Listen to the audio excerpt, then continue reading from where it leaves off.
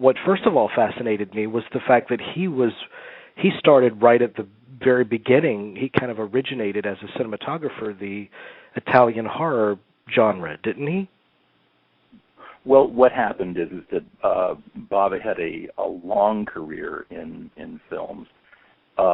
He had approximately 20 years of work as a director, and before that he had an equally long career as a cinematographer and special effects expert. So when I was writing my book about him, I initially went in with the intention of just writing something about his horror films. That was what interested me at the time. But the more I investigated his story, and actually as soon as I began looking at the work he supervised as a cameraman, I could see how much he contributed to those films. And the more research I did, I found out that he was very often called upon to replace the directors that he was shooting for, and so his career as a director began earlier than was commonly assumed. So it became quite an involved process finding out more and more about him, and then I was obliged to extend the range of my story by another 20 years, and it took me a long time to find those films. I never could find them all, but I found most of them, and had to watch them without really understanding Italian. But he was such a articulate cinematographer that you really can sit down and watch the movies without dialogue and still follow the story that the films are telling. Well, he kind of went into the family business in a way because his dad was a cinematographer, right? That's right. His father, Eugenio Bava, is remembered by those who do remember him as the father of Italian special effects. Everyone who followed him in that particular industry served as an apprentice to him. They learned the business from him. And he actually learned it from people that he worked with when he did some freelance work for the Pathé Frère company, who were based in France, but also shot short films in Rome and various environs of Italy. He was summoned one night. He was awakened by a knock at the door, and there was a film production company who needed a sculptor on the fly to sort of come and sculpt something for this film they were making in the middle of the night. And he basically had to, I think it was to create the family tells different stories. It's either a doorway or a fireplace setting for this production. And I think it would be very interesting if it were, in fact, a fireplace that he came in to provide to this production, because fireplaces are central objects in Mario's movies. There's a very important fireplace in Black Sunday where there's a sort of hidden passage behind the fireplace that leads to the vampire's crypt. And things like that occur a lot in his movies. Do you think he was pleased with being primarily known as a director of horror films? I mean, is that where he felt most comfortable, or did he kind of find himself in that genre by accident? It's interesting. He sort of fell into it by accident, but he did select it. He was more interested as a reader in science fiction than horror, but everybody says that it was a real part of his personal character, that he was afraid of everything. He was the sort of fellow that went around and checked all the doors and windows before he went to bed at night. As a child, he was always worried there might be something under his bed, and he used to pull macabre pranks on his mother. He would get like the foot of a statue and put it under the blankets on his bed and complain to his mother that he'd lost all feeling in his foot, and she would pull the blanket back and find his statue, his plaster foot, and she would go into hysterics and he would laugh. So he had a dark sense of humor, but it was also, there was humor tied to it in a strange way, a sort of ironic humor.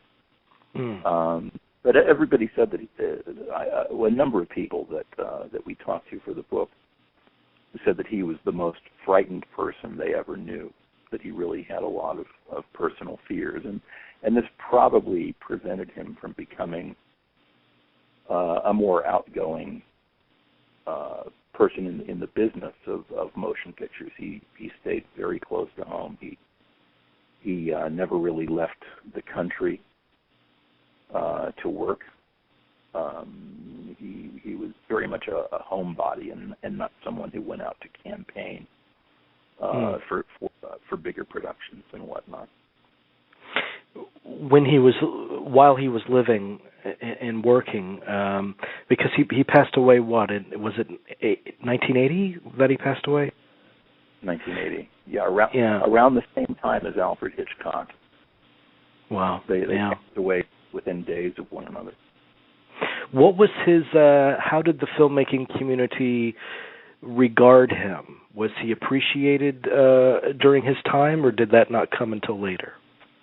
Well, the thing is that during the course of his career, there was no one that he didn't work with who was an important figure in the Italian cinema. And whenever there was an important development of a new genre in Italian filmmaking, Bava was somehow involved. I mean, you can look back and you can see that he was involved in, Italian musicals when they came along in the sound era, experimental shorts. He was involved in some of the very earliest Italian westerns, not just horror, but also science fiction. He was responsible for the first Italian science fiction movie. He also made this wonderful hard-boiled crime picture in the 1970s that took about 25 years to actually be seen by anyone. Called Rabbit Dog. That film was impounded when the producer of the film died in a car accident, and it took a long time for that to appear. It actually had its world premiere on Blu-ray. That's how long it took to be seen. Wow. So he's a very important figure, but I think from what the family told me, they sort of kept his death a secret for a while. They did not want a big turnout at the funeral. They wanted to keep it private because Mario's wife was a very private person, did not like to see people. And so it was really just the family and a few very close friends. But he was very well known and regarded by the industry. But he deliberately kept a low profile. Like I said, he didn't attend premieres. He didn't really have a hugely successful career in Italy because horror films were not that popular in Italy. Oddly enough, that's amazing to me because he's such a pioneer and he's so well known, particularly for his contribution to Italian horror, and they don't really like the genre in his home country. Yeah, they say that that's because Italy is all about sunlight and wine, women, and song, and Bava said, it's so sunny in Italy, there aren't many dark shadows to contend with. And so, horror just had no national character. But the odd thing is that if you look at box office returns for the various films that he made, like Black Sunday being released around the world, Black Sunday in the United States was actually a bigger moneymaker for American International Pictures than Roger Corman's House of Usher. Which is incredible because everyone associates Corman with AIP, but Bava in fact had the bigger opening, and that makes him one of the most internationally successful Italian directors of his time. But in Italy, he kept a very low profile, and only the people that he knew in the industry were really aware of him. Tell me what attributes most commonly characterized his work. What made his movies unique to him in his own voice? The thing about Bava is a lot of people that see his movies say, they really couldn't tell you what the stories of his films were, but they were captivated through the whole experience.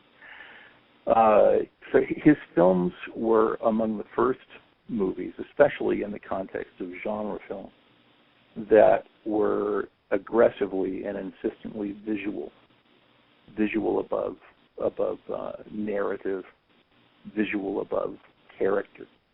It was all about the way information was presented visually. And now everything that you see nowadays is pretty much the same way. So the movies, when you see them now, even though they were made 50 years ago, they look incredibly contemporary because they are addressing the viewer the way contemporary films address the viewer. And part of this had to do with the fact that Bava was a frustrated painter. He wanted to be a painter, but didn't think that he could create new work fast enough to support a family. And so he ended up drifting into the family business, which happened to be the movie business. So a lot of people think that his best work was in black and white, but I really disagree. The black and white work is beautiful. There are only two black and white features that he is credited with directing. He also did a few others that are credited to other people, like Kaltigi, the Immortal Monster, and Vampiri, and another film called The Day the Sky Exploded, which was the first Italian science fiction movie. But in color, the movies are just ravishing. He understood how to make a horror film in color by making the colors almost supernaturally intense. Yes, the color in his films do have a very heightened quality to them. And did that translate to his conversations with the actors, his approach to performance? Because was he not necessarily consumed with naturalism as much as making it a theatrical experience? The actors told me that Bava really didn't concern himself much with directing them. But the thing is that he knew that a good 90% of what you get from actors comes out of the casting. You just have to find the right actors to play the role. So Bava was very concerned that the actors look right for the part, probably understanding also that these films were mostly going to be seen and would mostly have their success in other countries. So he knew their performances would be dubbed. And that he would have no control over that in other languages. The actors told me that if they were doing something wrong, he would step in and he would adjust. But normally he did not give direction to an actor. They were just part of the machine that he was building. It's interesting that you mentioned the dubbing, because listening to your commentary for A Bay of Blood, he shot that film takes both in the native language and in English. Yes. Mm-hmm. Was that unusual for him? That was very unusual. And in fact, when I wrote my book, I was not aware that there were two different versions of the film.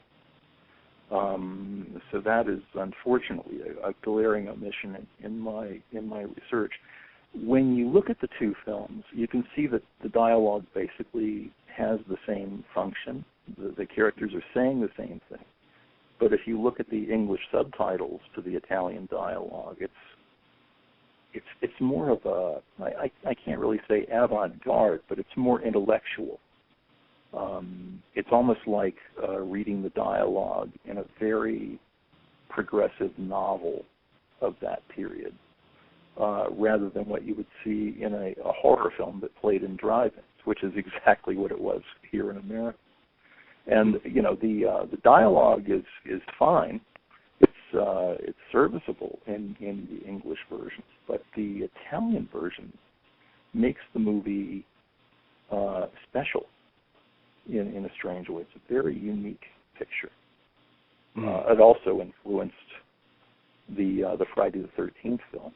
A fellow who was the script supervisor on the first Friday the 13th film told me that Mario Bava was actually a very conscious inspirator of that film series. They were very attentive to what he did in Bay of Blood.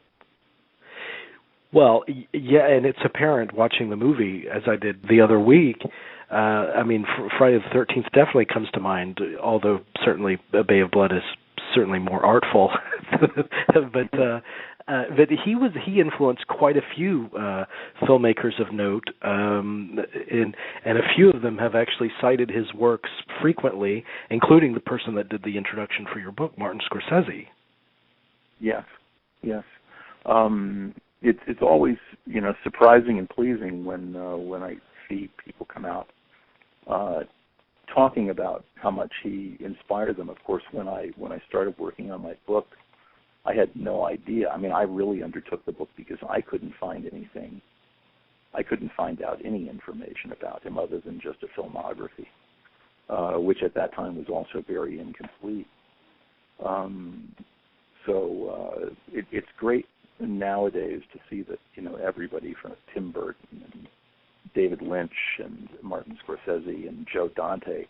I mean, Joe Dante was actually he's a famous film director now, but I first knew of him as a reviewer for Castle of Frankenstein magazine back in the late 60s and early 70s. And he was the first reviewer I ever noticed who would make a point of drawing attention to Bava and his work, and he would always give those films a star for a special recommendation. And when Bay of Blood came out, it was called Twitch of the Death Nerve at that time. That's a great title. He said it is a great title. He said that it had the greatest ending since Citizen Kane, which really made me want to see it. Wow. I want to know from you about the process of writing the book. Did you find, because you interviewed hundreds of people that worked with him, did you find that most of them were anxious to talk about him, that they wanted to share insights into him? They were almost to a person surprised and delighted that somebody was interested in telling his story. I've talked to different people about their experiences with directors, and this is the only time, Jamie, that everybody seemed to speak about Bava not so much as a director, but as a very important person they had met and gotten to know in the course of their life. They all had sort of endearing personal memories of him. And they often spoke of him with such reverence. It was like they were speaking about a man of the cloth, rather than a movie director. I never really heard any stories about, bad stories about Bava womanizing or anything like that. He was married to the same woman, for his entire adult life, and was apparently miserable, but made a go of it. He was devoted to it. His son followed in his footsteps, becoming his assistant when he was like 16 years old, and went on to become one of the best assistant directors, and then later directors in the we might say the post Mario Bava period. And now his grandson Roy Bava is one of the best assistant directors working in Italy, and has done work for people like Spike Lee in the last few years. Wow. Everybody really loved Bava. And the few people who had odd relationships with him, it seems like there was some misunderstanding that had something to do with, mixed signals in different languages, or, they just couldn't communicate. It's like Vincent Price had a strange relationship with Bava, because he ended up working with him on what a lot of people think is his worst movie. It's called Dr. Goldfoot and the Girl Boss. And that was just a cursed production in many ways. But Vincent Price had been encouraged to work with Bava by Boris Karloff, who told him that he loved him and had one of the greatest creative experiences of his career working with him. So Vincent said, I don't know what happened when he worked with me. Yeah, he did not have as good a time. He put. I know. I have a very close friend who's totally consumed with all genres of horror, and loves Bava, and she particularly loves Barbara Steele. What was that relationship like between the two of them? It's difficult to say because it's all hearsay, really. And not a lot of it has actually been said.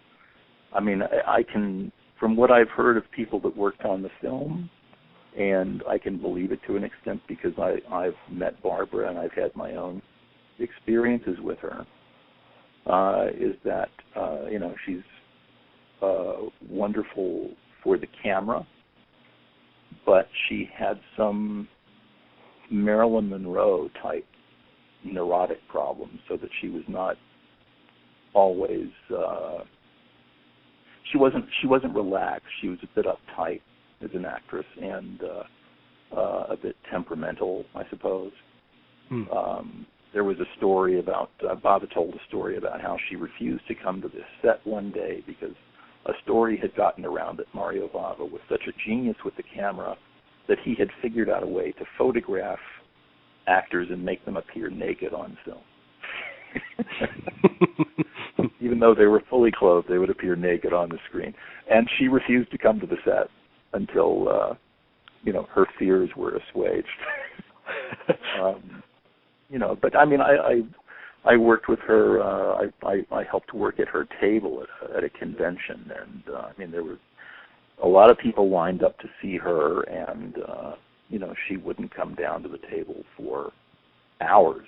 She kept people waiting, and then when she finally came down, she was wearing a thick, heavy veil. Did not want to be seen. Would not raise the veil to be photographed with people, and so she's a quirky woman, and you'll notice that Bava never worked with her again. Yeah. Because she was, I guess. How should I put this? I mean, she did not make the job easier. That's interesting. And I'm also, she did work well with Ricardo Freda, who was Bava's mentor. He had been the director of credit on Ivan Piri and Count Tiki the Immortal Monster. He directed two films with Barbara Steele called The Horrible Dr. Hitchcock and The Ghost. And they both turned out very well, and Barbara told me that she had a wonderful relationship with him, and she also made movies with Antonio Margheriti. For some reason, she's best remembered for the Bava film. I mean, he understood how to use her particular sort of beauty on screen and really created her personality in that one film. But they never worked together again. Wasn't Black Sunday his most successful film? It's hard to say, because a lot of these box office figures stop after a certain point, even though the films remain in circulation. For example, you could probably make a convincing argument that Bay of Blood might be his most successful film, because I know for a fact that it didn't leave circulation in American drive-ins for something like 6 or 7 years. It first played in like 1971. It went through 4 or 5 different titles, and it just kept reappearing on the drive-in circuit. So who knows how much money that film ended up raking in. There was his most expensive movie was a picture called Danger Diabolic, based on the Italian comic strip character Diabolic, and even though it came in way under budget, so much so that Dino De Laurentiis offered Bava the balance of the budget to create a sequel, which he decided not to do. But that was not one of his more successful films. So I think a lot of his movies couldn't fail, but to make money because they were made on such low budgets. He just had the particular mastery to disguise that cheapness. Yeah. With his knowledge of doing matte paintings and such. For you, what do you think his masterpiece is, if you had to choose one? Because I read Scorsese, of course, thinks that it's Kill Baby Kill. That's my favorite. It's always been my favorite. But I don't think it's his masterpiece. It might be his conceptual masterpiece. I mean, I think it's the best piece of original writing that he worked with.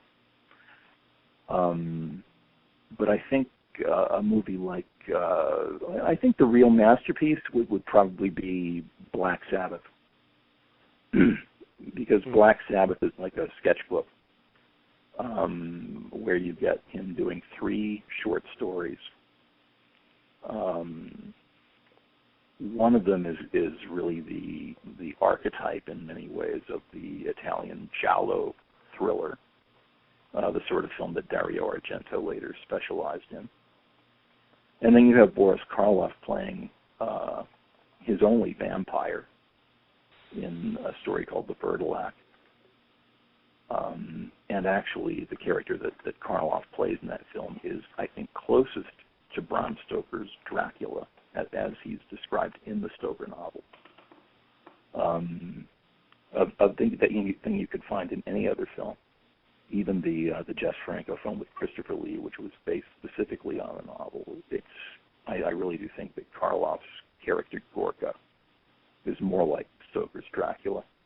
And then you have this story called The Drop of Water, which a lot of people agree is the scariest short film ever made.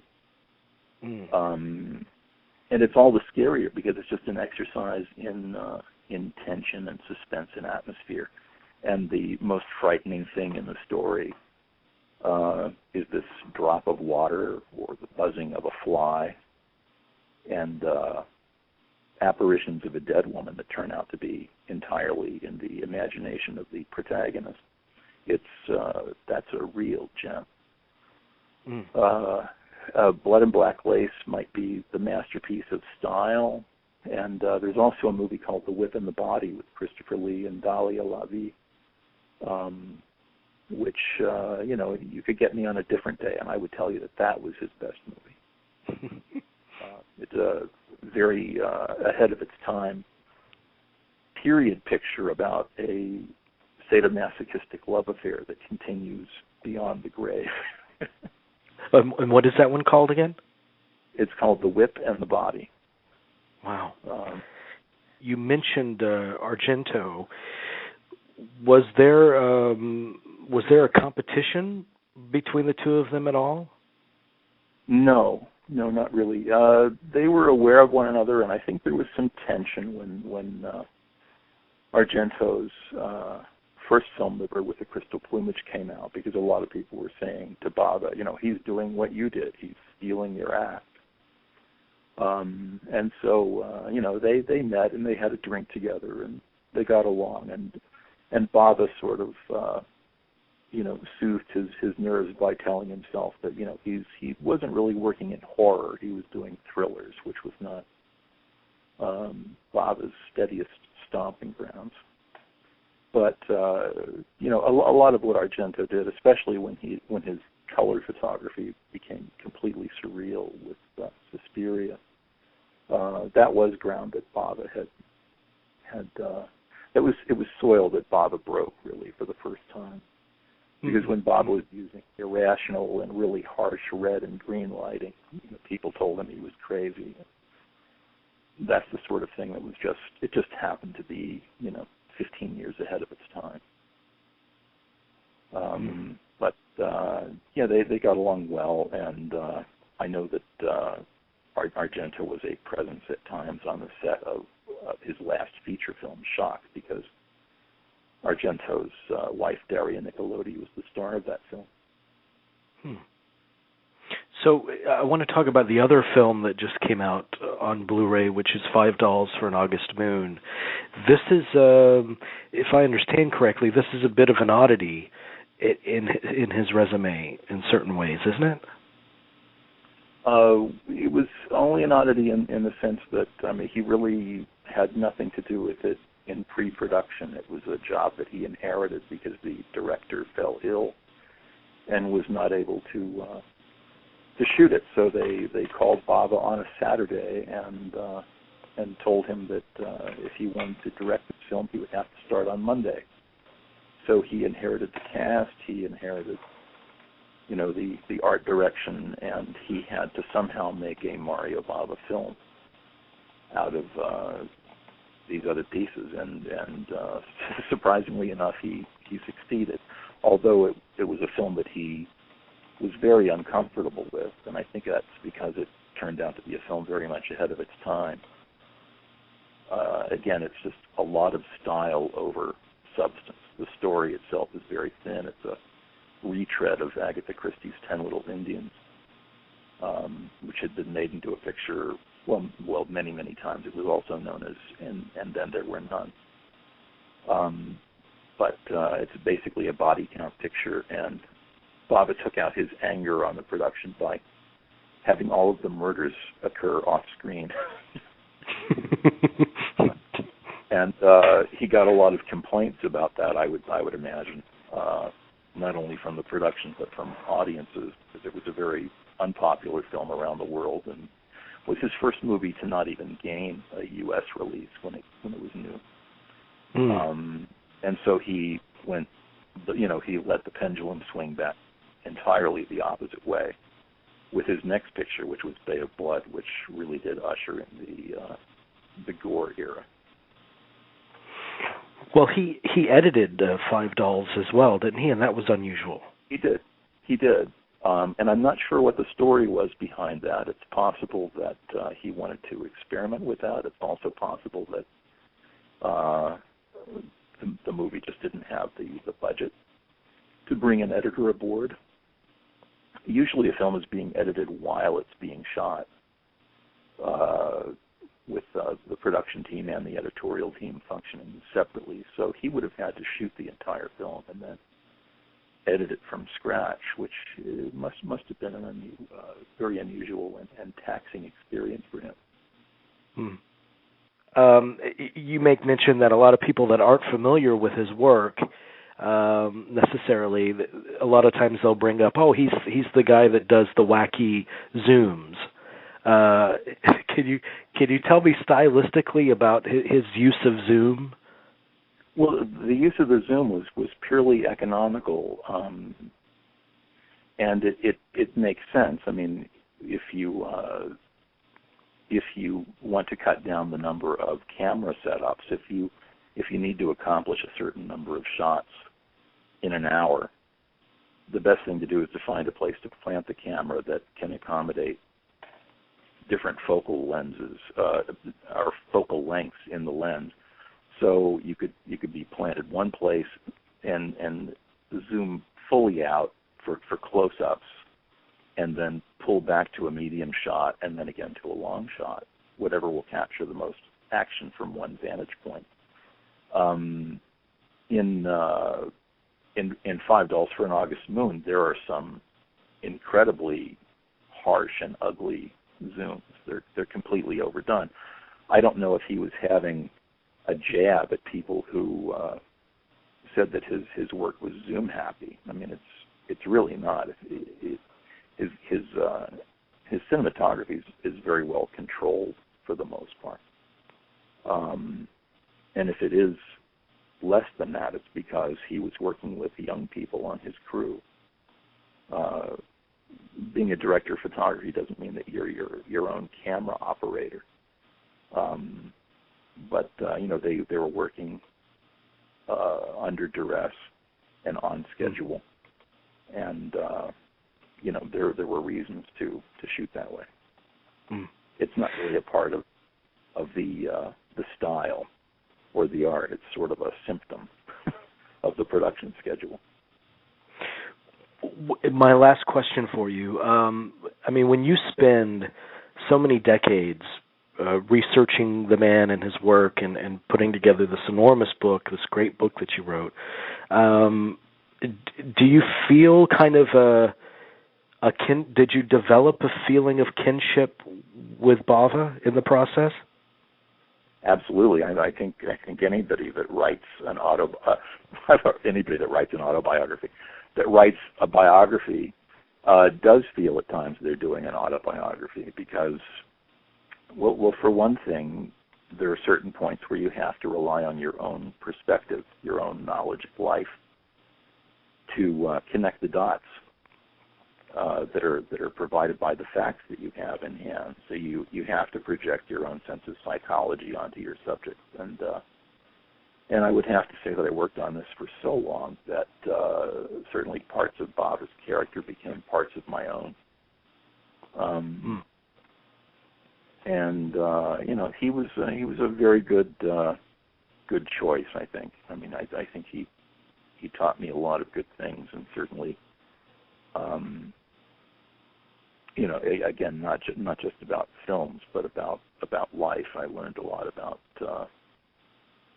art, and not just painting, but sculpture and lighting, and about the art of special effects from studying his example. And one of the nice things, probably the nicest thing that came out of doing the book, is that I was given an inscribed photograph by his son, Lamberto, who inscribed it to Tim, an honorary member of my family. So that's nice. So the family adopted me, in effect, for writing the book. I did a good enough job that they opened the door to their family. Wow.